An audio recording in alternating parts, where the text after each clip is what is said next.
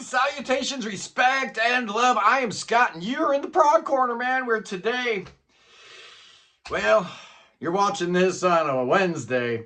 Probably. I'm going to drop this tomorrow. Ozzy just died, man. I can't believe it. That's just nuts. I just shot a video about it. Real quick one, just because I love Ozzy. I've always loved Ozzy, man. Not so much his wife, but I love Ozzy. Today, boys and girls, we're going to be continuing our trip down modern prog. I'm reviewing a bunch of albums here the next week or two. And today, oh, you're in luck, kiddies. Today, it's a good one, man. I got the brand new one from Ben Craven, Australia's greatest prog musician. You know, he put out my favorite album of 2022, Monsters from the Id. I absolutely loved it. It was all him. He played everything on it, except the drums, which are programmed. But now, because of COVID, he had a bunch of time, and he decided he was going to put a little band together. So he joined up with Tim Bennett from some band called 7 Day Mask. He's a keyboard player. And drummer Dean Povey from a band called Frankenfo. That's a cool name. I like that, man. That's a great name. The whole idea behind this band was to kind of, you know, explore space rock a little bit. The concept of this album is about traveling to another planet, finding a new world. I guess this world is done and over, so we got to find a new place. I seem to like albums that have that theme, right? Because JPL did 3 albums, a whole trilogy about that. The Sapiens trilogy. Styx did The Mission. Nectar did Mission to Mars. So apparently this is like a, you know, my sweet spot for prog subject matter, I guess. There's 6 songs on here, 47 minutes. It's outstanding. If you're in the U.S., you can pick it up at Bandwagon USA, or Ken Golden's got it over there at Laser's Edge. If you're over there in Europe, you can always go to Bandcamp, but Just for Kicks has it, the German company, Just for Kicks. So yeah, go there. This album is just so cool, man. I'm telling you, I didn't know quite what to expect. Ambient Den, right? Apparently, it's an anagram for the 3 guys in the band, Ben, Tim, and Dean. I would have never guessed that. Of course, Ben had to tell me, oh, you didn't read the press kit too careful, because half of the bio is about the anagram. I'm an idiot. But the thing I've always loved about Ben Craven is how he kind of takes 2 of my favorite bands of all time, Pink Floyd and Yes, and kind of smashes them together, puts his own spin on it, his own secret magic and his great songwriting. He's got a good voice. He's an amazing guitar player. But I'm really happy because one of my, really the only quibble I had about Monsters from the Id is I prefer real drums, even though it was my #1 album of the year, so apparently it didn't bother me all that much. But here we've got an actual band for Ben to play around with, and a real cool subject matter. Probably should have picked a better name, because Ambient Den, there's nothing ambient about this music, and it doesn't sound like it was recorded in a cave. So it's a little bit of, you know, truth in advertising, right? Come on, man. Misrepresenting what you're doing. It's a cool album cover, though. Look at that. That's pretty sweet. Yeah, I like that. Anyway, let's talk about the songs on this album, because I am really, really excited. I've had this thing for like 3 weeks now. I'm absolutely in love with it. It kicks off with a real short track called Future History Part 1. It's less than 2 minutes long. There's a Future History Part 2 that bookends it. And at first, my first couple playthroughs, I'm like, why are you calling both of these songs Future History? I don't hear any connecting tissue. But listen closely. That guitar line in Part 1 is the vocal line in Part 2. It's a real short little thing. Spacey sound effects, and you get this synth wash, and then acoustic guitar. We're in G here.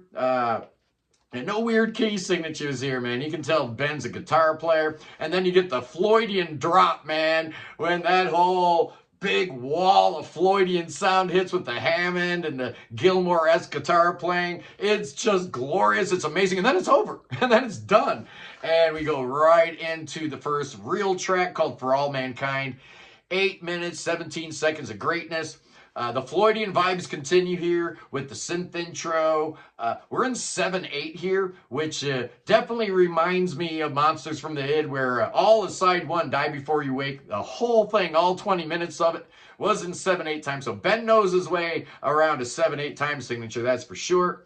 The song kind of starts out, you're in E minor, but very quickly you realize you're in A minor in the verses. Very, very cool. The last chord in the verse is the 5 of 5, so you get that B7, which leads you into the E minor, of course, which is your new tonic for the chorus. Yeah, the chorus is in E minor. Really, really cool. Got a real strong middle section. I love the chorus on here. Towards the moon, to darkened skies, to other planets where our future lie. A force for good, a force for ill, for all mankind we cannot sit still. Our engines roar and light the sky. We launch with an eagle eye to win the race or fall behind. We come in peace for all mankind. Oh, that's pretty cool, even though I kind of botched the lyrics there. I can't read my own handwriting. That's a problem. Yeah, and then you get a middle section where somehow you move into F sharp minor, which is cool. You get this descending chord progression and real cool keyboard solo from Tim here. And this section ends on C sharp 7th, which is obviously, a chord you don't expect. And then it resolves into A minor again, which is really cool. C sharp 7th to A minor. I never thought about that, but it's actually really cool because you've got one note going a half step up, one note going a half step down. So it actually works really, really well. Vocal section comes back. You get a really cool solo. The one thing about this song is I think it goes on just a smidge too long. Maybe take a minute off of this song. I'd be happy, but it goes right into the next track, which is called Providence. And I adore this thing, man. This is an instrumental. It kind of has that crossfade going on. Very majestic as we swoop into this song in A minor. You've got a bed of Hammond with the Ben Craven's crazy guitar stuff in the canopy. Just really neat. The verses here are in A, so you're A, D, G, E primarily. But then we go over to the chorus, and we're in F, which is okay. That's a related key. So it goes F, E, F, G, which is really powerful. It doesn't sound like something Ben would write. That actually sounds like something Tim probably wrote here. Very simple, but very effective, man. And then you get into this weird bridge in F sharp minor that then slides over to C sharp minor, and then somehow we get back to A minor. I don't know how he does it, man. He's really good with these tricky modulations and whatnot. You get a section with triplets, which leads you to the last section, and then there's a piano outro, which is another reason why I'm thinking Tim might have been the primary songwriter here, but apparently they all contributed songwriting. Next song, oh man, the next song's great. It's called Earthrise. It's 9 minutes, 16 seconds long. It's a mid-tempo song. Oh wow, we're in A minor. I like to give people a hard time for simple, key signatures they're in, but this guy slides everywhere. He ain't gonna stay in A minor for long. Oh, and wouldn't you know it? Yeah, just like the last song, you get the little crossfade going in here. This time, the last song ends on a G, and then when the song Earthrise starts, it boop, pops up a whole step to A, and is a really cool trick. The verses are in A minor. But then the chorus shifts to the relative major, so it's all like nice and bright and shiny and happy, talking about finding a new earth, basically. Yeah, you're in C at this point. The chord progression's simple, but it's really cool, really effective. They end the chorus with the 5 of 6, right? Which is the dominant of your relative minor, so that takes you right back to A minor for the next verse. Really, really cool. There's a piano come down section. And then you modulate to D minor. And Ben's playing like a nylon string solo here. And then the bass gets cooking on this song, man. That whole funky bass line. Oh, man, it's so good. This time it could go on forever. Unlike For All Mankind, where I thought maybe it went on a bit too long. Man, Earthrise could go on another 10 minutes. I wouldn't mind, not at all. And then it fades out and you get Ben playing a steel string and a nylon string at the same time, playing the main theme. It's absolutely gorgeous. The next track is 16 and a half minutes long. It's called Terraforming, and it's awesome, man. It starts with the piano, an acoustic guitar. Hey, guess what? We're in A minor. Just a beautiful, beautiful melody. And then the Hammond comes in. Oh, man, that Hammond sounds so good. And I love how people, when they play the Hammond kind of percussively, it almost sounds like a Moog. Just so good. Then we modulate to B minor. I don't know how that happened. And then you got Ben playing his thing, and then you got a Rhodes in the background. Very cool. Rickenbacker bass going. Oh, this is so proggy. It's so great. And how did we get to F? Now we're in the key of F.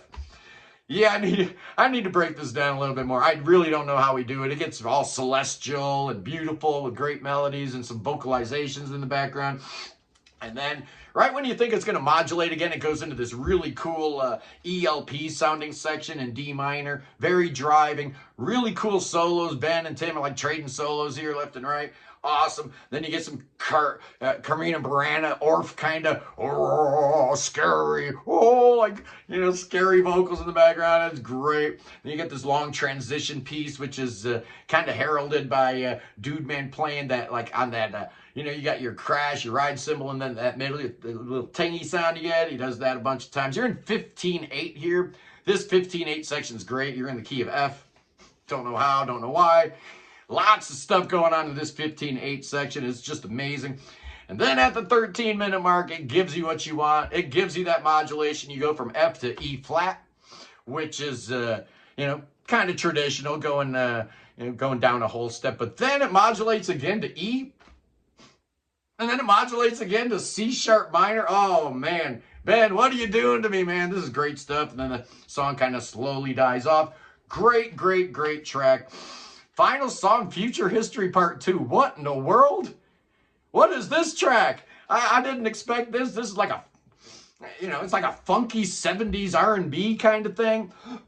Just wild, man. I didn't expect this at all. You got your brass patches, check. You got your slap bass, check. You got your Rhodes keyboard, check. Yeah, this is 70s R&B kind of stuff, man. Funk. It's just awesome, though. I do like it. It goes on a bit too long. And like I said, the vocal line here is actually played by Ben on an acoustic guitar on part 1. So that's pretty cool, kind of keeping it going. There's like a false ending here. I wish he would have actually ended it there, but it goes on for like another minute. But, you know, overall, man, this album's 47 minutes long. If it would have been 45 minutes long, I think I'd give it a 10, because those two songs that go on for about a minute too long, I'm taking points off, man. I can't help it. I'm going to take some points off. Dean, Tim, Ben. You're not getting a 10 out of 10 on this one. No, sirree, Bob. What's my score going to be? I'm going to be generous here. I'm going to be nice. I'm giving you guys a 9.5, man. It's almost as good as Monsters from the Id. In some ways, I like it better, but overall, as an overall piece, maybe just, you know, couple little minor things to tweak. And Ambient Den is going to be one of my favorite bands. I love this thing, man. I think it's absolutely incredible.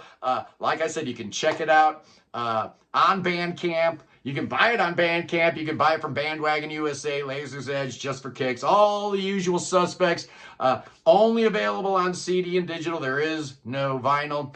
So let's make a splash. Let's get a bunch of people buying this thing. So maybe someday Ben will be like, I need to put out my last couple records on vinyl. How about that? Anyway, boys and girls, I love you guys. I'll see you Sunday for the Sunday live prog stream, which we do every Sunday morning at 11 Eastern. It's like unbelievable that people still don't know about this. But there it is. That's what we do. Anyway, boys and girls, I love you. Peace in the Middle East. Free Tibet. Free Ukraine. Free your mind. Free beer. Free Willie, and God save the king. Save King Chucky. Save that king. Oh, we've had way too much death here, man. My precious little Oliver died. Ozzy Osbourne died. We don't need King Chucky dying, no. So come to America, King Chucky. Come on. Come to Ohio. I got a little something for you. Oh, yeah. Me and Billy Bob got something for you. You know what we got? Hey, Billy Bob, what you got for the king? He's got snakes. Oh, my God. He's got snakes. These things are wild. Oh, no, they're very hungry. Oh, they look crazy. Oh, my goodness gracious, King Chuck. Look out for the snakes. I don't know where you are today, but I love you guys. I'll see you Sunday. Peace.